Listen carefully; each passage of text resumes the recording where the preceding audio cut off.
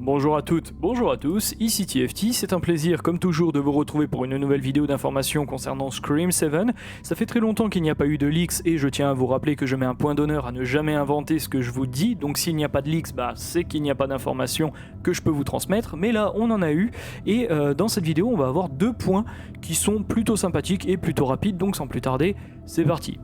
Petite précision avant de commencer, Tatum, qui est donc la fille de Sidney, s'appellerait donc Tatum Evans. J'arrête pas de dire Tatum Prescott, on est bien d'accord que c'est Tatum Evans dans le film, comme son père Mark Evans. Alors, ce sera encore plus intéressant de voir que la fille de Sidney ait choisi le nom de son père plutôt que de sa mère, notamment si Sidney veut cacher son identité ainsi que celle de ses proches. Voilà, je voulais repréciser ça avant de commencer bien évidemment. On va commencer du coup avec le premier point sur les deux, il n'y a pas beaucoup d'informations aujourd'hui, mais c'est des informations quand même assez sympathiques, donc sans plus tarder, let's go. Le premier point, comme je le disais, c'est les leaks vidéo de la fuite de Tatum. Alors, pour des raisons évidentes de copyright ou de je ne sais quoi encore, YouTube, j'allais ne pas vous montrer les vidéos leakées, mais bon, le réseau a l'air de me foutre une paix royale dernièrement, donc les voici.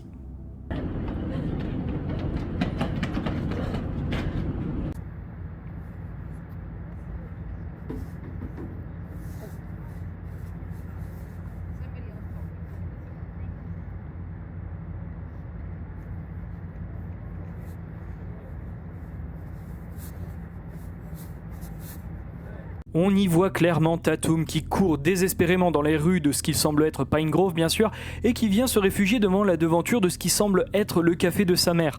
Donc là où travaille Sidney, puisqu'elle a acheté ce café et elle y travaille bien évidemment.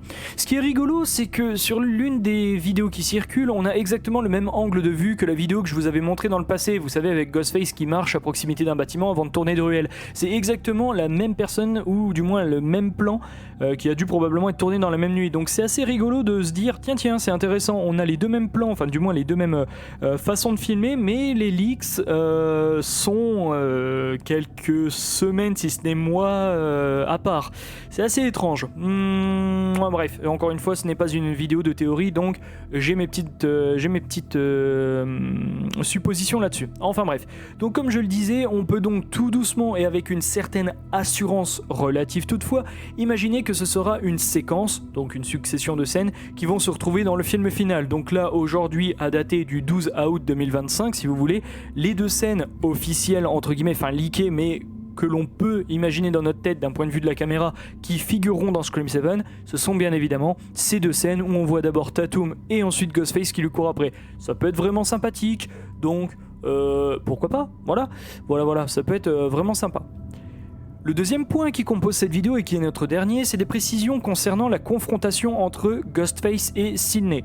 Alors, les leakers et leakeuses dont je vous ai déjà parlé dans le passé et qui ont été précis par rapport au cast et par rapport à certains trucs, genre par exemple, ouais, il y aura ça, il y aura un cinéma, il y aura machin, donc visiblement ça a l'air d'être bon, donc ces leakers, selon moi, méritent une confiance à 80%, donc encore une fois, je vous invite à être toujours très critique sur les leaks que vous voyez sur internet. Malgré tout, les leakers dont je vous ai déjà parlé dans le passé, ces fameux leakers dont je viens de faire l'éloge là, parlent d'une intensité de combat pluriel avec un S, oui, comparable à ceux que vit Sidney dans Scream 4. Alors, Scream 4 a beaucoup de défauts, je vous l'accorde, mais l'exemple, le rapprochement si vous voulez, qui est cité ici est celui d'un combat entre Charlie Walker et Sidney. Enfin d'ailleurs, le combat entre Charlie Walker et Sidney dans Scream 4, dans l'escalier, rappelez-vous, après la découverte du corps de Olivia Morris, si je ne dis pas de bêtises. Ah oui, tiens d'ailleurs, rappelez-vous, il y a eu des chutes dans les marches d'escalier, le cadre qui a été éclaté sur le crâne de Ghostface, bref, vous voyez le degré d'intensité d'action. Alors vous allez me dire, TFT, qu'est-ce qui fait que Sidney tout d'un coup deviendrait cette sorte de Rambo sous acide? Eh bien c'est ma foi fort simple. Maintenant, on va se reconcentrer sur Scream 7 et je vais me permettre de vous expliquer.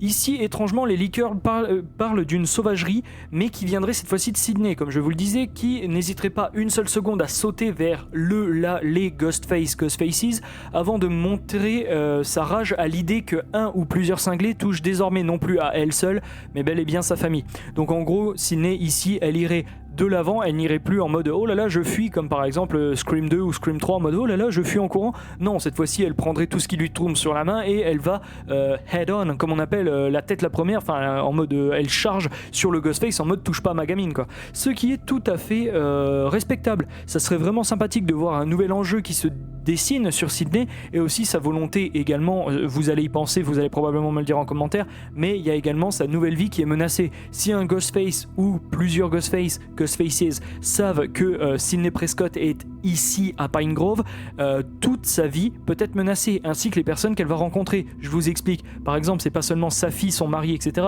mais c'est également son café, son échoppe, du coup, son nouvel endroit où elle a acheté, où elle travaille. C'est également sa vie de famille, la vie de ses amis, etc. Donc toute sa vie est menacée. C'est pas seulement, comme je le dis, sa fille, son mari, machin. Non, c'est toute sa nouvelle vie, toute sa nouvelle identité, bien évidemment. Donc voilà, qui termine pour cette vidéo de spoil et un petit peu théorie, j'imagine, je ne sais pas, je déteste faire ce genre de vidéos de théorie, en tous les cas je déteste ça, mais voilà, vous avez un petit peu tout ce qui se passe à dater du mardi 12 août 2025 concernant Scream 7. C'était TFT, passez une bonne fin de journée, portez-vous bien, et ça fait du bien de revenir sur ce type de contenu. À bien vite, et au plaisir de se revoir sous peu, bien sûr. Merci beaucoup.